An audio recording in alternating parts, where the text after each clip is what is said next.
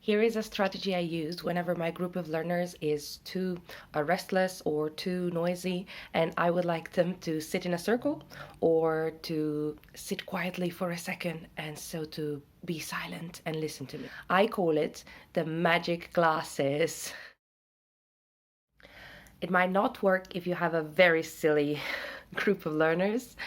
In that case, you try it out without the glasses, only the countdown. I just stand there and I say, okay, I'm going to close my eyes, I'm going to wear my magic glasses, and whenever I open my eyes, I'm gonna count backwards.